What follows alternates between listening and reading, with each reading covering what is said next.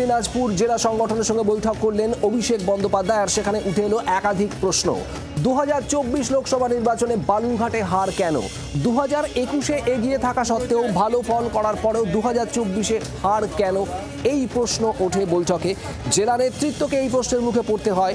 আর সেখানে বিশ্লেষণে দেখা যাচ্ছে একাধিক জায়গা, এগিয়ে থাকা জায়গা, 2021-এ যে সমস্ত জায়গায় এগিয়ে ছিল তৃণমূল কংগ্রেস, সেখানেও হয় হার হয়েছে আর নয় পিছিয়ে গিয়েছে তৃণমূল কংগ্রেস। ভোট কমেছে একাধিক জায়গায়।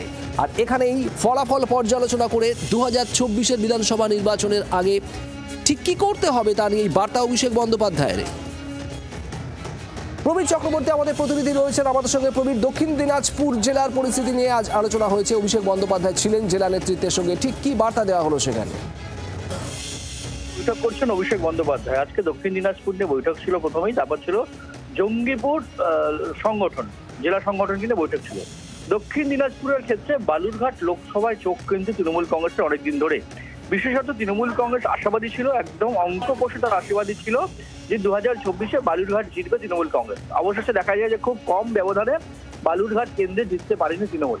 এখানে তৃণমূল কংগ্রেসের শীর্ষ নেতৃত্ব অভিষেক বন্দ্যোপাধ্যায়ের বক্তব্য যে 2021-এ যেখানে ভালো ফল হলো, 2024 যেখানে পিছিয়ে গেল, সেই নিয়ে কিন্তু আজকে কাটাছেড়া হয়েছে যে অত্যন্ত আশার জায়গা তৈরি হয়েছিল বালুরঘাটকে কেন্দ্র করে।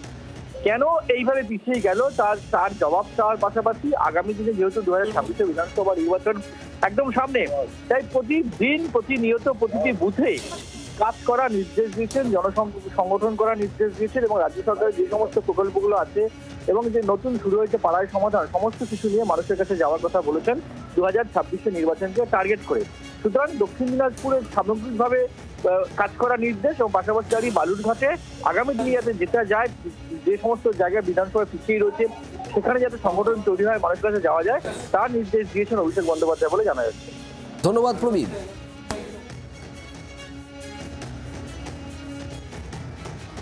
সে তো একটা পরিকল্পনা নিশ্চয়ই পার্টি থাকেই, বেশ সংগঠনের ব্যাপারটাতেই সাজিয়ে নেওয়ার জন্য ইনস্ট্রাকশন দেওয়া হয়েছে।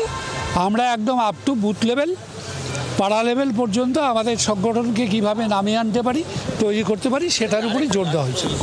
তালিকা থাকলে দেওয়ার ব্যাপার আসেনি, কোনোটাতে চেঞ্জ করলে ভালো হবে, চেঞ্জ করার কথা সেটা নিয়েও আলোচনা হয়েছে। আর যেটা রাখতে হবে সেটা নিয়েও হয়েছে। সাংগঠনিকভাবে যে আলোচনাটা, সেই আলোচনাটা হয়েছে। বাংলার আওয়াজ, বাঙালির আবেগ, জি 24 ঘন্টা।